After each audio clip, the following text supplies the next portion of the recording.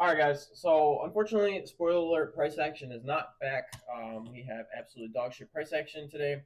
The entire day, we're looking to go bearish because I wanted to see the sweep of these previous day highs, and then these weekly highs potentially. Unfortunately, what ended up happening is we came up, filled this fucking previous day high, swept it. So personally, I was looking to go bearish. All right. So we have this 2 minute. Basically anything the 1 minute through the 5 minute fair value gap. Really, okay, maybe not the 5 minute, 4 minute.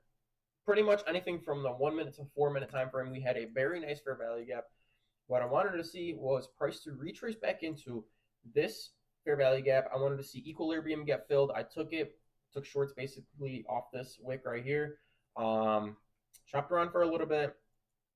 I definitely could have taken profits early, down at this low right here, but unfortunately, I ended up did not taking profits. My first take profit was going to be this low right here, and then my second take profit was going to be this data lows right here. So obviously, data lows are a very very high target profit thingy. I guess I don't really know what to call it, but it's definitely a strong magnet. All right. So what I wanted to see was price to retrace back out, down to here, then potentially sweep these lows and then do whatever it wanted to do. I was going to be out at that point by that time. All right. So unfortunately, what ended up happening, we respected this 2 minute fair value gap. Not even, it's a 1 minute fair value gap. All right. We respected this 1 minute and then we just continued higher after that. Swept all of these pre-market lows right here up until this point. We made a 1 minute fair value gap that we retraced back into. We did respect it. Fortunately enough, we closed inside of the fair value gap and then we just continued higher after that. Obviously, I had stronger confluences that we're going to continue lower, but unfortunately, we ended up just continuing higher after that. All right, so I took this one trade, and then I did take another trade on IWM, the exact same thing. So it looks like it went in the right direction. Okay, which it did. Okay, so we have this 5 minute fair value gap that we retrace back into. Okay, so this was that 5 minute fair value gap that we retrace back into. I took it at the 75% mark right there. As you guys know, I really love the 75% mark. It's a perfect retracement tool.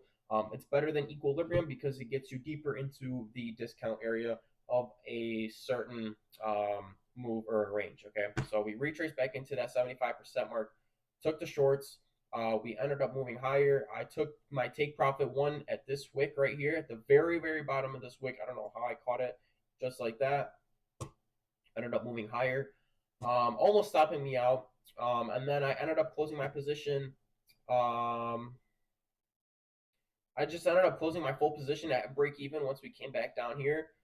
Because personally, I thought we are going to retrace back into one of these fair value gaps and then just continue higher following NQ and ES. But unfortunately, what ended up happening, I definitely would have gotten stopped out if I did not move my stop loss or if I didn't just stop myself out at break even.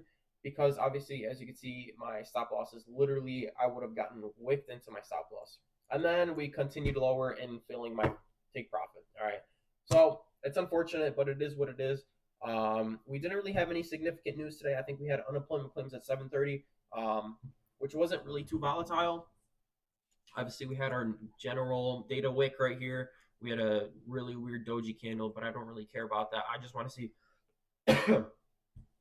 either the lows or the highs being filled, which in this case, the lows ended up being filled right here. All right. So that's all I really have for you guys today. Actually, I completely forgot, but I took a long on Tesla, which is a beautiful, beautiful trade. Ended up taking this on options. I took 5 contracts. Went super light on it because I saw that we were bearish on NQ, or yeah, on NQ, and then obviously it looks like we are pretty much going to go bearish at this point. So we took it up to these highs right here. Actually, I think it was up to this top wick right here. That was my final take profit. To take profit one at this level right here, take profit two, ended up just closing it, and we completely ran after that. I'm getting back into options because I noticed how good of a price action that we've been seeing on options. As you could see on Tesla, it looked great today. Very, very nice entry. Equal lows right here. We retraced back into this 1 minute fair value gap, filled an order block.